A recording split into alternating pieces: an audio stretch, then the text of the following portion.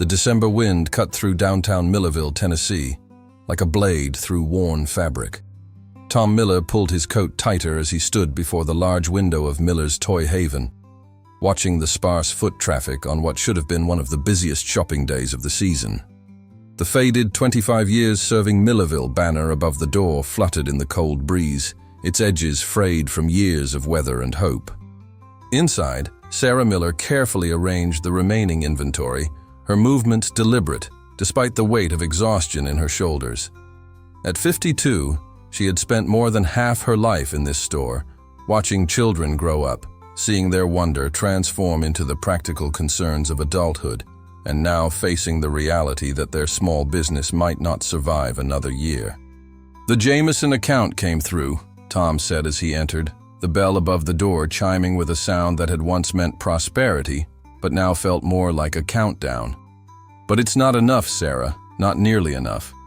Sarah paused, a hand-painted wooden train in her hands, one of the few remaining pieces from their premium collection. The store had always prided itself on quality toys that lasted generations, not the plastic disposables that dominated the big box stores 40 minutes away in Nashville. But quality came with a price, and in a town where the main employer had closed 3 years ago, prices mattered more than ever. "How much short are we?" she asked, though she dreaded the answer.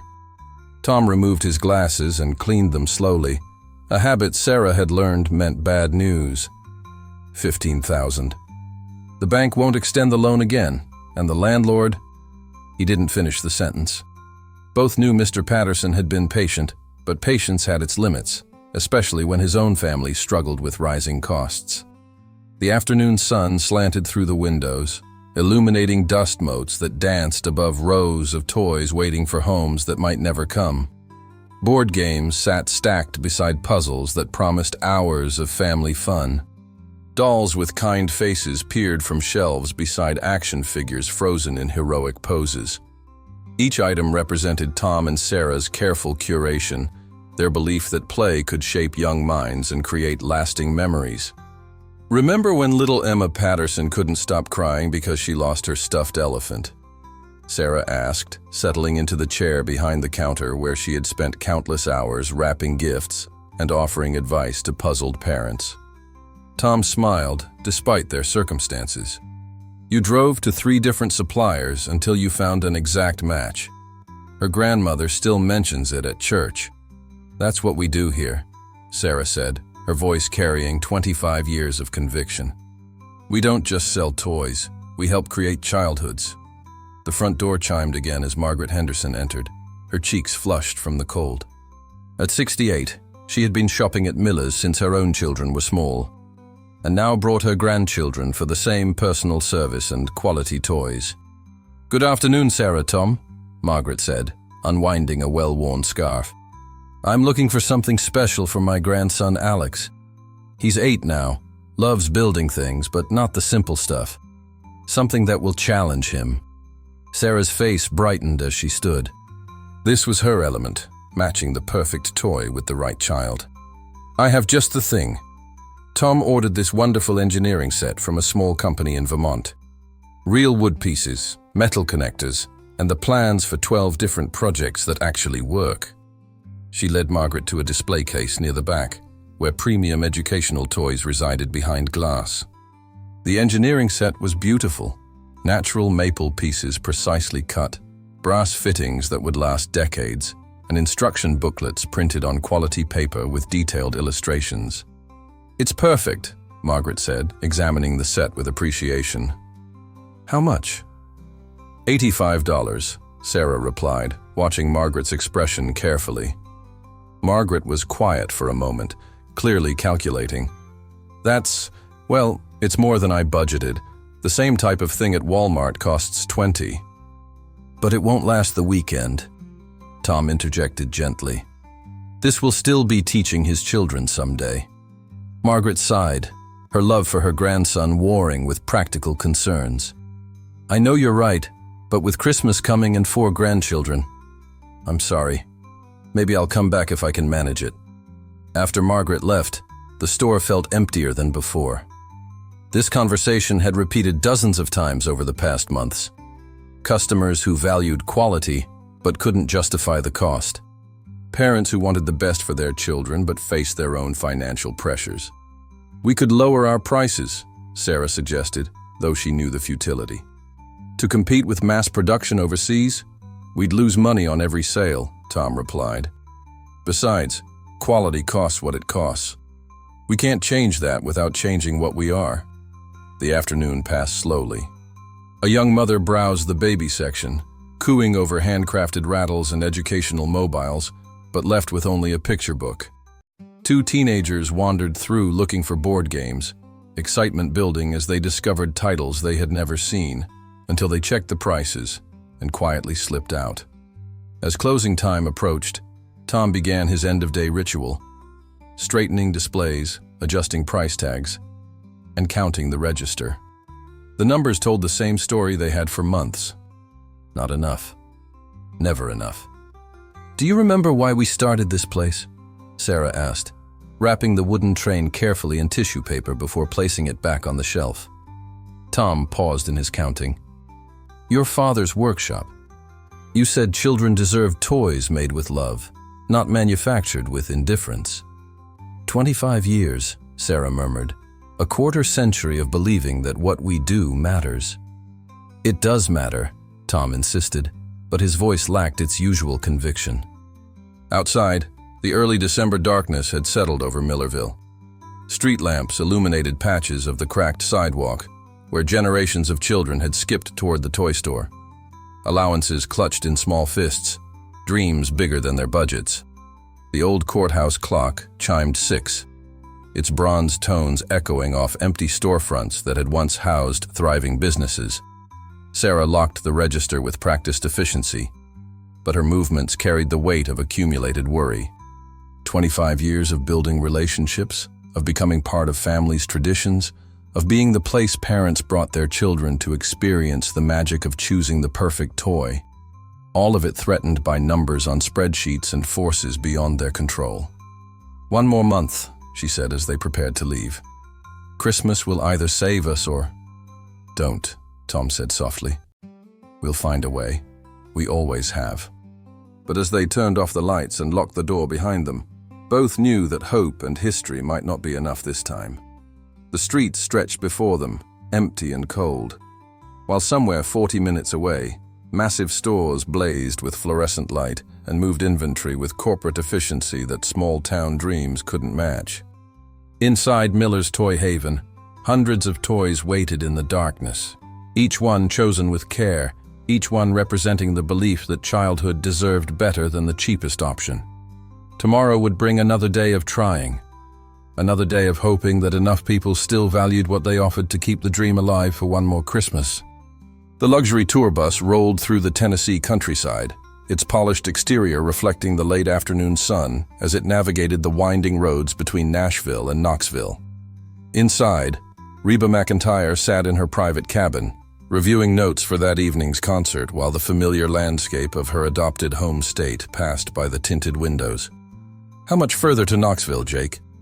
She called to her longtime driver and road manager, Jake Morrison, a steady man in his 50s who had been with her team for over a decade. "About 2 hours, Reba. We're making good time," Jake replied from the driver's seat, his experienced hands steady on the wheel. Behind him, the bus carried not just Reba, but her band members, sound crew, and the complex logistics that made modern touring possible. Marcus Thompson, her lead guitarist, emerged from the band area with a cup of coffee, his long frame folding into the seat across from Reba. "This tour's been something else," he said, stretching muscles sore from 3 months of traveling. 43 cities in 90 days. My wife says she's starting to forget what I look like." Reba smiled, setting aside her notes. At 68, she had been touring longer than many of her band members had been alive, but the road still held its magic for her. Each audience, each city, each performance was a new opportunity to connect with people through music that spoke to universal experiences of love, loss, resilience, and hope. "After tomorrow night's show, you all get 4 days off," she reminded him. "Go home, kiss your wife, remember why you do this, The conversation was interrupted by an alarming sound from the engine, a grinding metallic noise that made Jake immediately begin scanning for a safe place to pull over. The bus began losing power, the steady hum of the diesel engine becoming labored and irregular. "This isn't good," Jake muttered, guiding the bus toward an exit marked Millerville, population 2,047. As they rolled down the ramp, the engine gave a final, decisive cough and died completely. Steam began rising from the engine compartment as Jake coasted the silent bus into the parking lot of Murphy's gas station, a modest establishment that looked like it had been serving travelers for decades. The late afternoon sun cast long shadows across the small downtown visible beyond the station, a main street that appeared frozen in time compared to the rushing development they had passed in larger towns. "Well," Reba said, looking out at the unfamiliar surroundings, "this is a first. Usually our breakdowns happen in places I can at least pronounce." Jake was already on his phone with the touring company's emergency services, while the band members gathered around the front of the bus to inspect the obvious mechanical failure. Steam continued to rise from the engine, and even without mechanical expertise, everyone could tell this wasn't a quick fix. "Millerville," Marcus read from a faded welcome sign visible across the street. "Founded 1887. Home of the Fighting Eagles. Voted friendliest small town in central Tennessee, 1998. He grinned. "Recent honor there." Danny Murphy, the gas station owner, approached the bus with the careful curiosity of someone who didn't see luxury tour vehicles every day. A man in his 60s with oil-stained coveralls and kind eyes, he had run Murphy's station for 30 years and had seen every type of automotive trouble imaginable. "Y'all having some problems?"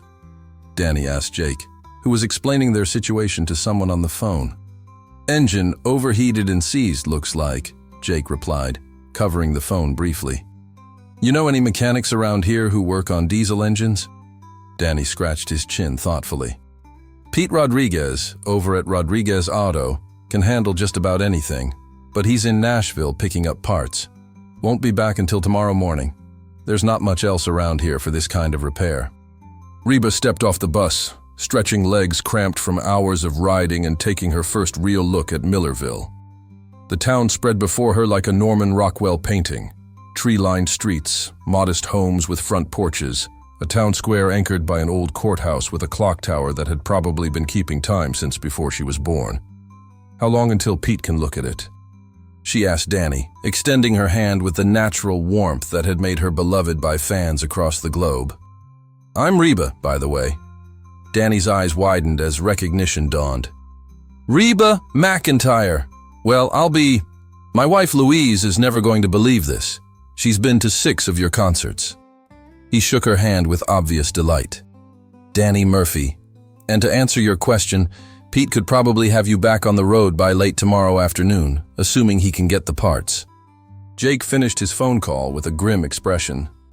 "The venue in Knoxville can reschedule for tomorrow night, but we need accommodations for 23 people. Is there a hotel around here?" Danny laughed, but not unkindly. "The Millerville Inn has 8 rooms, and that's assuming Mrs. Patterson doesn't have her regular boarders. Your best bet might be driving back toward Nashville, but even then." Reba looked around the small downtown, noting the peaceful atmosphere that seemed untouched by the rushing pace of modern life. Children played in a small park visible down one of the side streets. An elderly man sat on a bench reading a newspaper. A woman emerged from what appeared to be a small grocery store, waving to neighbors as she loaded bags into an older model car. "You know what?" she said, surprising everyone. "Maybe this isn't such a bad thing. When's the last time any of us had a chance to really see small-town America instead of just rushing through it?" Marcus looked skeptical. "Reba, we have a schedule. The tour, the next album, the television interviews next week. The schedule will survive one unexpected day," she replied firmly. "Sometimes the road gives you exactly what you need, even when it's not what you planned." Danny directed them toward the Millerville Inn, a charming Victorian-era building that had been converted to a bed and breakfast. As they walked the 3 blocks through downtown, Reba noticed details that touring usually prevented her from seeing. The way late afternoon light fell across storefront windows, the genuine smiles of residents who recognized her but didn't overwhelm her with attention, the sense of community that permeated every interaction. They passed Miller's Toy Haven, its window display catching Reba's attention. Unlike the flashy promotional materials of chain stores, this window told a story.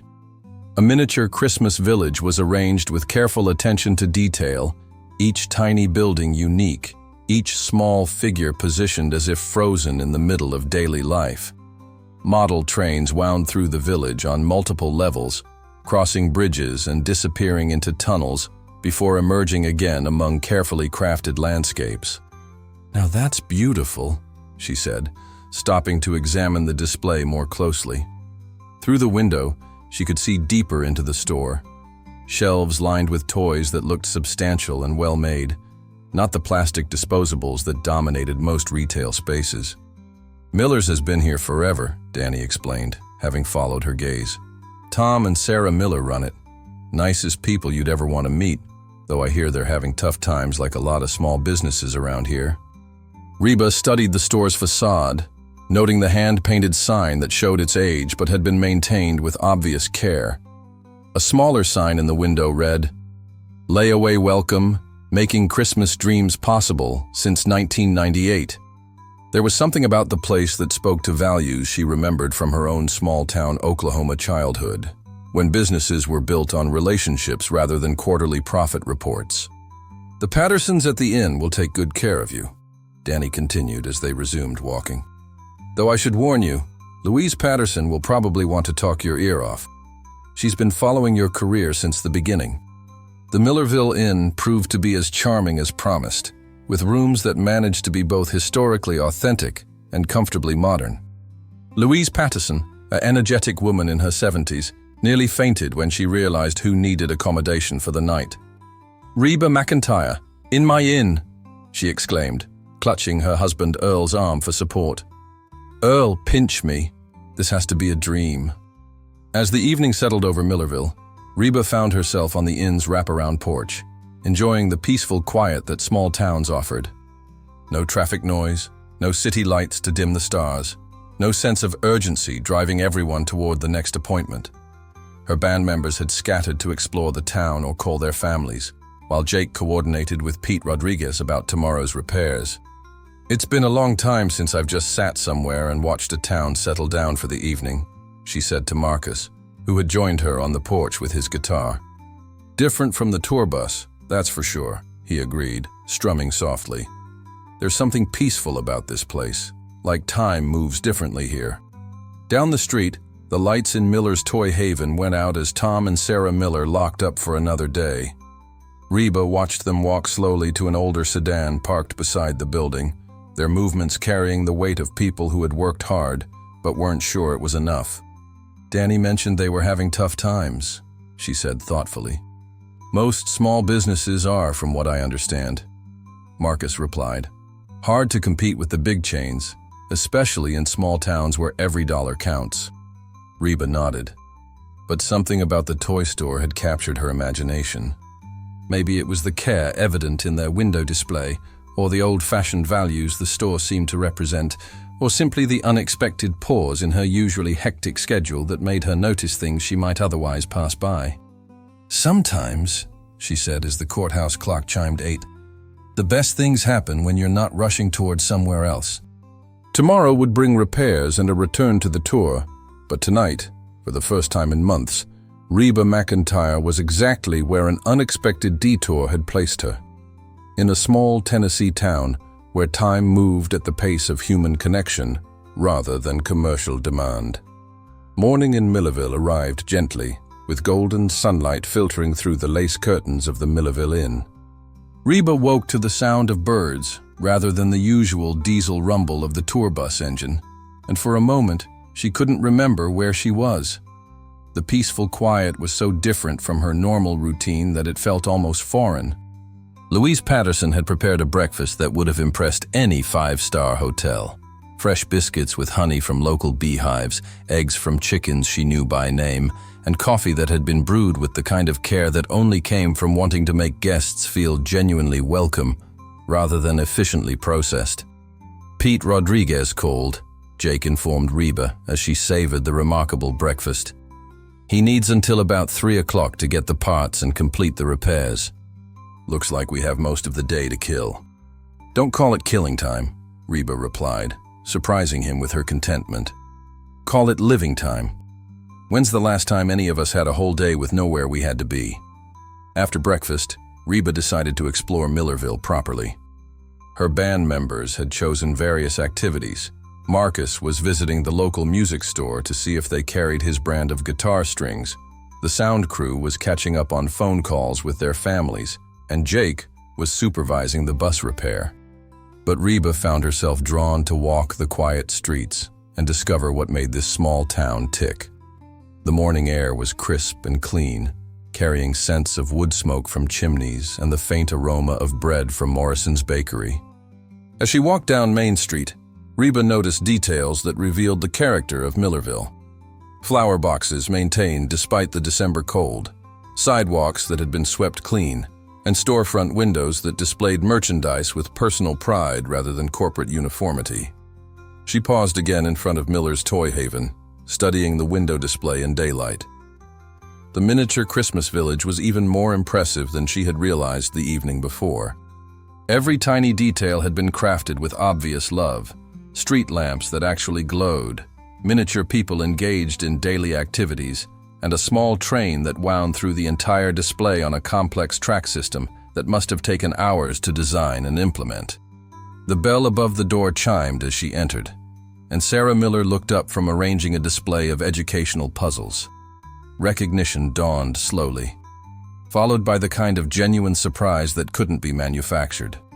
Oh my goodness, you're Reba McEntire, Sarah said, setting down the puzzle box carefully.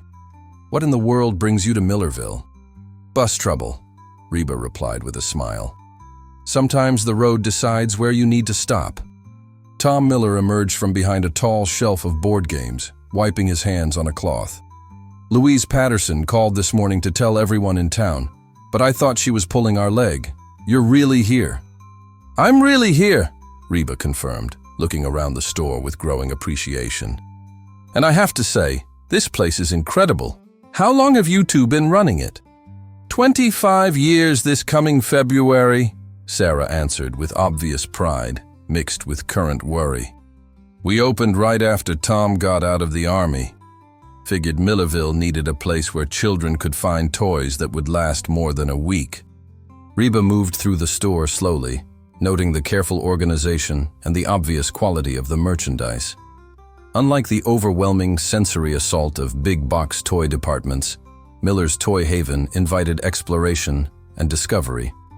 Each section was thoughtfully arranged, with toys grouped not just by age, but by the type of play they encouraged. Creative building, imaginative role play, family games, outdoor activities. These are beautiful, she said, examining a set of wooden blocks that had been sanded smooth and finished with natural oils. Where do you find pieces like this? We work with small manufacturers, mostly family companies that still believe in craftsmanship, Tom explained. This set comes from a workshop in North Carolina where the grandfather makes the blocks, his son finishes them, and his grandson packages them. 3 generations putting their hands on every set. That's what we've always believed in, Sarah added, running her fingers along a wooden toy chest that bore the subtle marks of hand finishing. Toys that become part of a child's story, not just something to occupy them for an hour. Reba picked up a hand-carved wooden horse, its mane flowing in realistic waves, its expression captured with artistry that mass production couldn't match. My nephew would love this. He's going through a cowboy phase that's lasted 2 years so far. Children know quality, even when they can't articulate it, Tom said. They'll abandon a plastic toy for a cardboard box, but a well-made wooden toy becomes a companion. As they talked, several customers entered the store. Reba watched Sarah and Tom interact with each one, noting how they remembered not just the customer, but details about their children, their preferences, their budgets. A young mother looking for a first birthday gift received 15 minutes of patient guidance about toys that would support different developmental stages. An elderly man shopping for his grandchildren got recommendations based on his stories about their personalities and interests.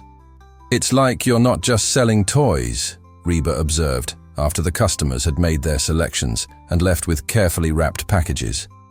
"You're helping create memories." Sarah's eyes brightened with understanding. "That's exactly what we're doing. Every toy that leaves here becomes part of a child's world. We take that responsibility seriously." But Reba had also noticed what the Millers were trying to hide: the sparse foot traffic, the careful way they steered customers toward less expensive options, the subtle signs of financial stress that came from years of experience reading people and situations. The store was beautiful, and the service was exceptional. But the numbers of customers and the size of their purchases told a different story. "How's business been?" she asked gently, recognizing in their faces the same expression she had seen in countless small-town venues over her decades of touring. Tom and Sarah exchanged a look that carried 25 years of partnership and shared struggle. "Honestly," Tom said, "not good. We might not make it past Christmas." The admission hung in the air like a physical presence. Sarah turned away to straighten merchandise that didn't need straightening, while Tom removed his glasses to clean them with unusual thoroughness. "People still want what we offer," Sarah said quietly. "But wanting and being able to afford are two different things. When the factory closed 3 years ago, half our customers lost their jobs. The ones who still have work are stretching every dollar. And the big stores," Tom continued, "they can sell similar items for a quarter of what we charge. People see a toy that looks the same for $20 instead of $80, and they can't justify our price, even if our toy will last 10 times longer." Reba understood this story. She had seen it in small towns across America, where businesses built on relationships and quality struggled against the efficiency of mass production and distribution. But understanding didn't make it less heartbreaking, especially when the business in question represented values that seemed increasingly rare in a world that prioritized convenience over craftsmanship. "What would it take?"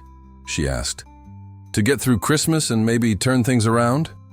Tom was quiet for a moment, calculating figures he knew too well. $15,000.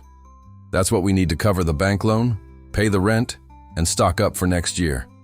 But honestly, even if we had that, I don't know if we can compete long term. The world has changed." "The world changes," Reba agreed. "But children don't. They still need what you're offering here." She spent another hour in the store, listening to stories about favorite customers, learning about the careful process of selecting merchandise, and watching Tom and Sarah work together with the kind of seamless partnership that only came from decades of shared commitment.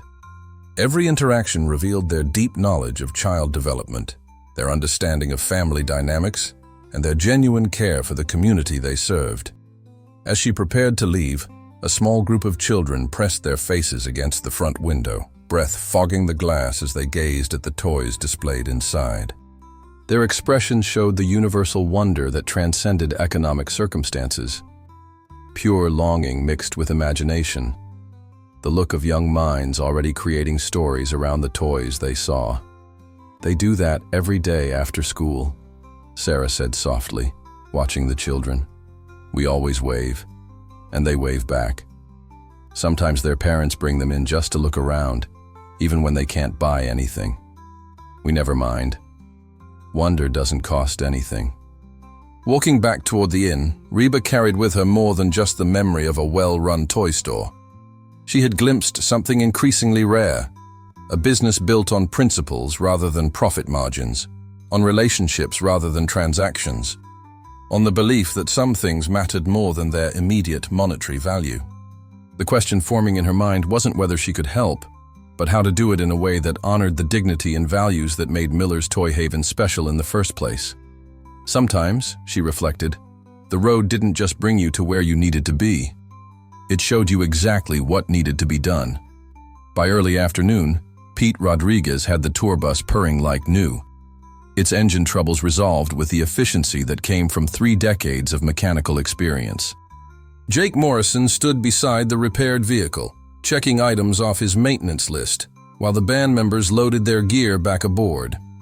The schedule called for them to be in Knoxville by 6 o'clock for sound check, with the concert rescheduled for 8:30. But Reba McEntire wasn't thinking about sound checks or concert schedules, as she stood once again in front of Miller's Toy Haven, watching through the window as Tom and Sarah Miller helped their afternoon customers. A family of 4 had spent 20 minutes examining board games, the parents carefully explaining to their children why they could only choose one gift, instead of the 3 they wanted. The children accepted this with the understanding that comes too early to kids whose families have learned to budget dreams. "Reba, we need to hit the road," Marcus Thompson called from the bus steps. Traffic from Nashville could add an hour to the drive. She held up a hand to indicate she needed a few more minutes, her mind working through an idea that had been growing since her morning conversation with the Millers. 25 years of building relationships with families. A business model based on quality and service, rather than volume and profit. Values that aligned with her own small-town upbringing and her belief that children deserved better than the cheapest option available. And they needed $15,000 to survive. The decision crystallized with the sudden clarity that sometimes came when the right choice became obvious. She turned toward the bus and called out, "Jake, I need you to make some phone calls. Marcus, bring your guitar. Everyone else, give me about an hour." "An hour?" Jake checked his watch with obvious concern. "Reba, the venue is expecting us for—" "The venue will wait," she said firmly. "Some things are more important than staying exactly on schedule."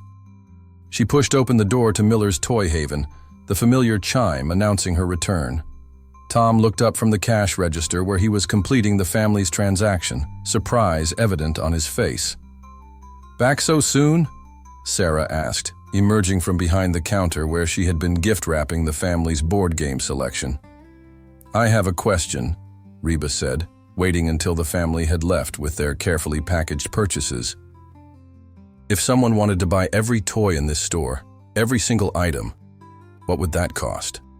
Tom and Sarah stared at her with the blank expressions of people who had heard words that didn't quite make sense. "Every toy?" Tom repeated slowly.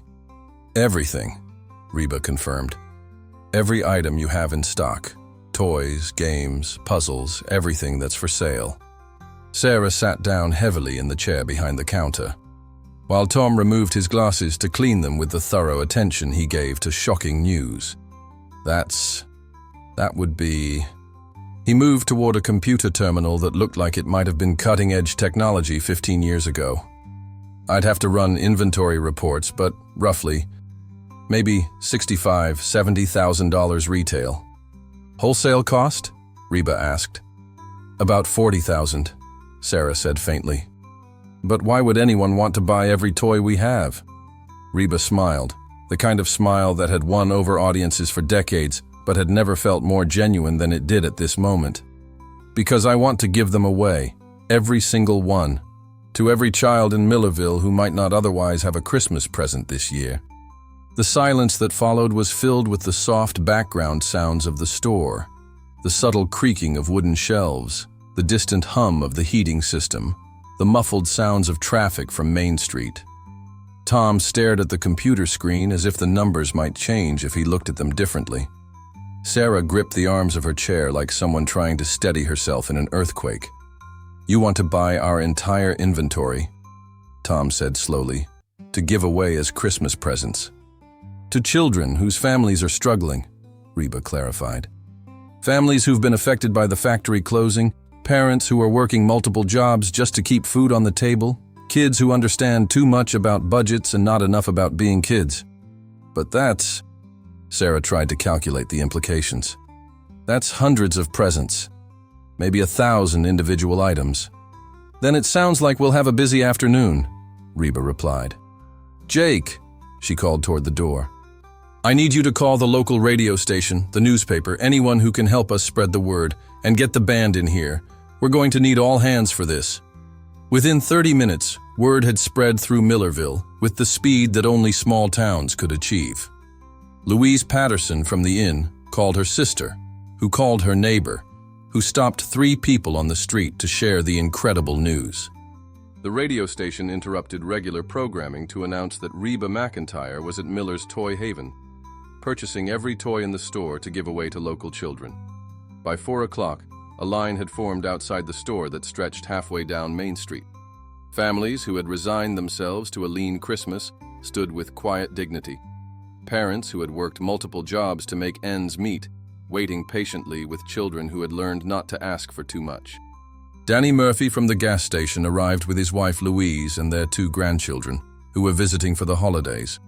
The Henderson family came with their 3 kids, including 8-year-old Alex, who had his heart set on that engineering set his grandmother couldn't afford. Mrs. Patterson brought 4 grandchildren and news that she had called relatives in 2 neighboring counties to share the unprecedented generosity. Tom Miller had never processed so many transactions in a single day. His antiquated computer system groaned under the volume, while Sarah worked frantically to organize the growing crowd and ensure every family received toys appropriate for their children's ages and interests. The store, which had felt empty and quiet that morning, now hummed with excited voices and the sound of dreams becoming reality. Marcus Thompson proved surprisingly good at gift wrapping, his guitarist's fingers nimble with ribbon and tape. The other band members helped carry toys, managed the crowd, and provided an impromptu acoustic soundtrack that made the whole event feel like a celebration rather than charity. "I can't believe this is happening," said Jennifer Walsh, a single mother of 2 who worked double shifts at the local diner. Her daughter Emma, 6 years old, clutched a handcrafted doll that cost more than Jennifer made in a week. "Emma's been talking about this doll since Halloween, but I never thought. Every child deserves to wake up Christmas morning with something special waiting for them," Reba replied, kneeling to Emma's level. "This doll looks like she needs someone very special to take care of her." Emma nodded solemnly, understanding the importance of the responsibility she was being given. "I'll brush her hair every day and read her stories." By 6 o'clock, Miller's Toy Haven was empty of inventory for the first time in 25 years. Every shelf had been cleared, every display case emptied, every storage room cleaned out. The store looked strange without merchandise, but it felt alive with the energy of what had just occurred. Tom Miller stood in the middle of his empty store, holding a check for $40,000, enough to pay their debts, stock the store for the spring season, and operate without the constant fear of financial disaster. But more than that, he held the knowledge that every toy he and Sarah had carefully selected over the years had gone to children who would cherish them. "I keep thinking I'm going to wake up," Sarah said, surveying the empty shelves with wonder. "This morning we were facing bankruptcy. Tonight we're debt-free and every child in 3 counties is going to have a Christmas they'll never forget." Reba looked around the empty store, seeing not emptiness, but fulfillment. "You know what the most beautiful part is? Every single toy found the perfect home. That engineering set your customer Margaret couldn't afford? Her grandson Alex is building his first project tonight. The wooden train that's been waiting on your shelf? A little boy named Timothy is already planning the railway system he's going to build in his bedroom. But what about your concert?" Tom asked suddenly, remembering the tour schedule that had brought her to their town. "Didn't you have a show tonight?" Reba glanced at her watch. "We're about 3 hours late, but some things matter more than staying exactly on schedule. Besides, I think the audience in Knoxville will understand when they hear what happened here today." Jake Morrison, who had been coordinating with the venue and documenting the afternoon's events, approached with his phone in hand. "The Knoxville Arena is pushing the show back to 10 o'clock. Ticket holders are being notified, and not one person has asked for a refund. In fact, advance sales for tomorrow's show in Atlanta just jumped 20%. People want to see the woman who bought out an entire toy store to help kids have Christmas." "This wasn't about publicity," Reba said firmly. "I know that," Jake replied. "That's exactly why it matters so much." As the evening deepened, the band loaded their equipment back onto the bus for the delayed trip to Knoxville. But the atmosphere was different from their usual post-stop routine. Instead of the familiar mix of road fatigue and professional focus, everyone carried the energy of having been part of something genuinely meaningful. "You know what struck me most?" Marcus said as he secured his guitar case. "It wasn't just that you bought all those toys. It was how you made sure every family felt dignified. No one had to prove they deserved help or explain their circumstances. You just trusted that parents know what their children need. Reba nodded, thinking about the afternoon's interactions. Charity that requires people to diminish themselves isn't charity. It's transaction. What happened here today was community taking care of community. Danny Murphy appeared beside the bus as they prepared to leave, his weathered face showing emotion that decades of small-town reserve couldn't quite contain. "Miss McEntire, I've lived in Millerville for 63 years, and I've never seen anything like what happened here today. You didn't just give away toys. You gave people back their faith that good things can still happen." Through the bus window, Reba could see lights coming on in houses throughout Millerville. In dozens of homes, families were experiencing Christmas morning 3 weeks early, children playing with toys that represented more than merchandise. They represented the belief that their dreams mattered to someone. The local newspaper editor, Patricia Chen, had spent the afternoon interviewing families and photographing the historic toy distribution. "This story is going to be picked up nationally," she told Reba before they left. "But I want you to know that for this community, it's not about the publicity. It's about what you saw in us that maybe we had stopped seeing in ourselves." As the bus pulled away from Millerville, heading toward the rescheduled concert in Knoxville, Reba reflected on the unexpected turn her day had taken. A mechanical breakdown that could have been merely an inconvenience had become something transformative, not just for the families who had received toys, but for everyone who had witnessed the power of spontaneous generosity. "The concert tonight is going to feel different," she told her band as they settled in for the late-night drive.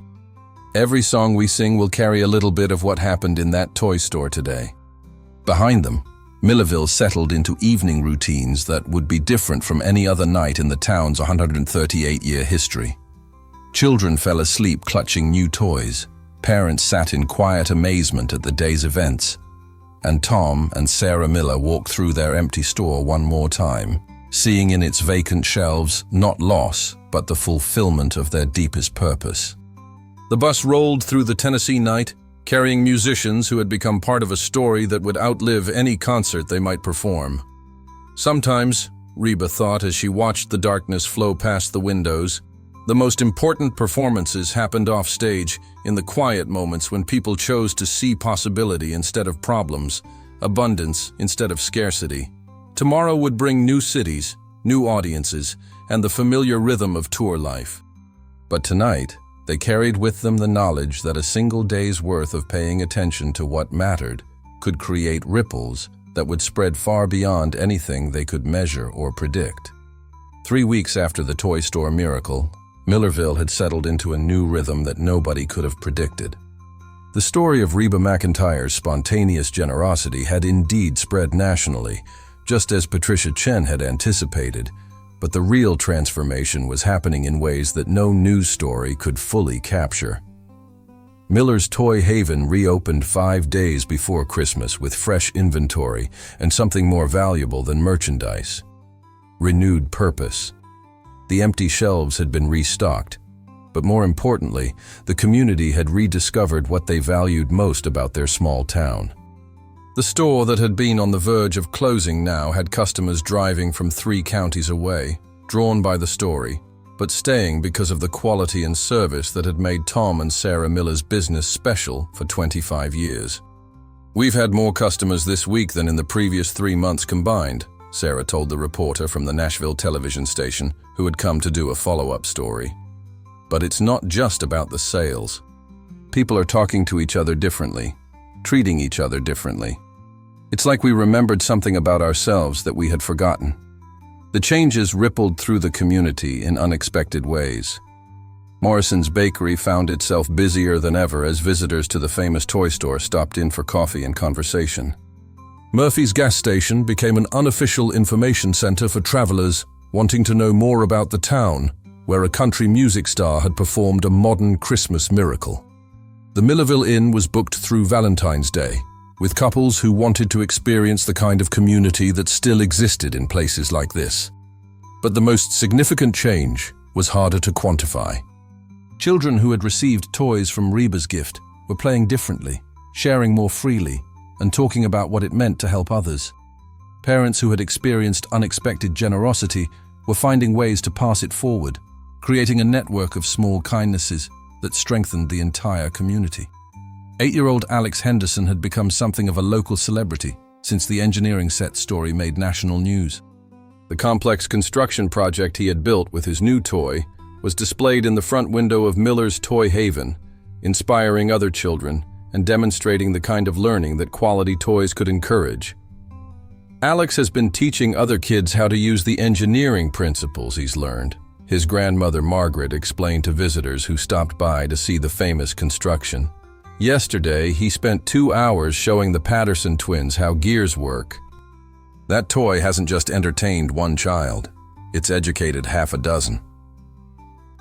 The story had reached beyond Millerville's borders in ways that continued to surprise everyone involved. Letters arrived daily from children across the country who had heard about the toy store Christmas and wanted to share their own drawings, stories, and small donations to help other kids. A third-grade class in Oregon sent $43 they had raised through a penny drive. A retirement community in Florida collected toys to donate to their local children's hospital, inspired by what had happened in Tennessee.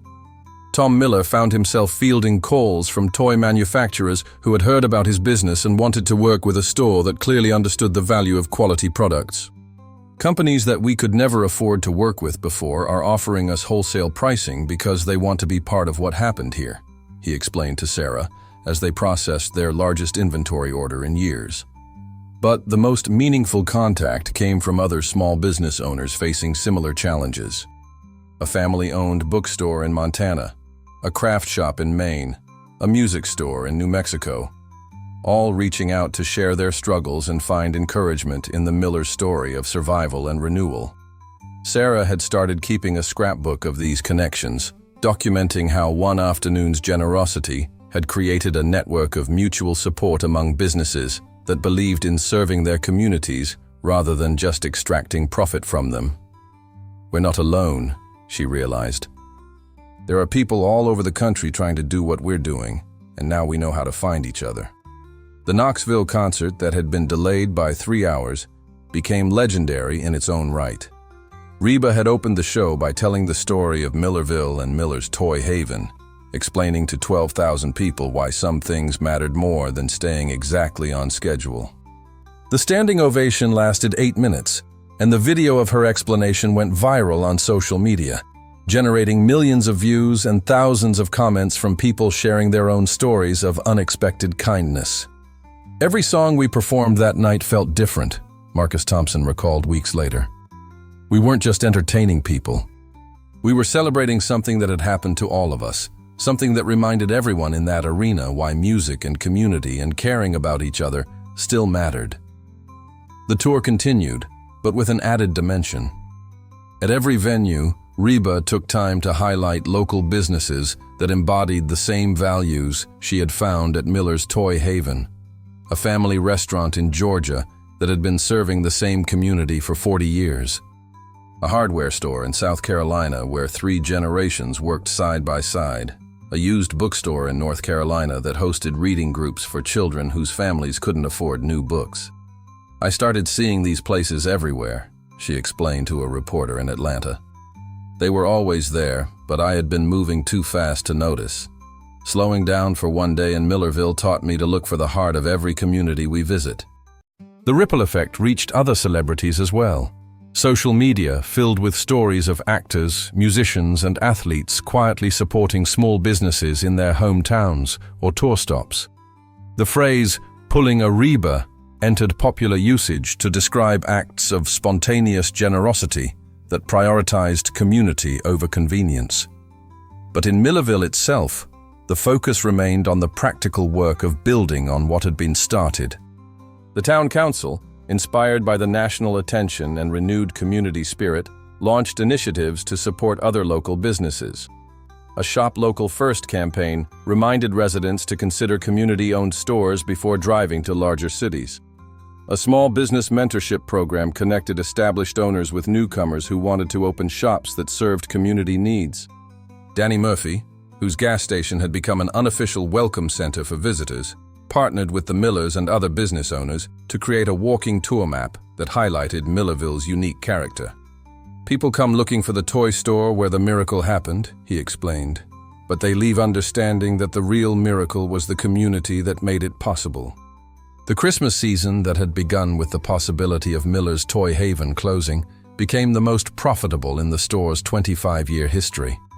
But more importantly, it became the Christmas that demonstrated how individual acts of generosity could catalyze community transformation in ways that planning and programs never could.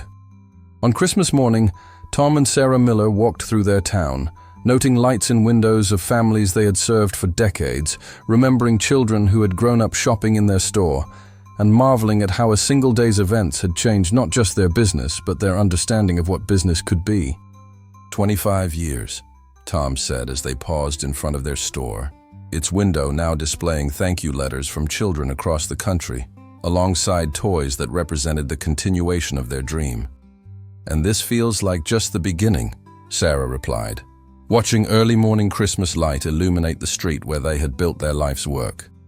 Later that morning, Reba McEntire woke up in her own bed in Nashville, surrounded by family and the familiar rhythms of Christmas at home.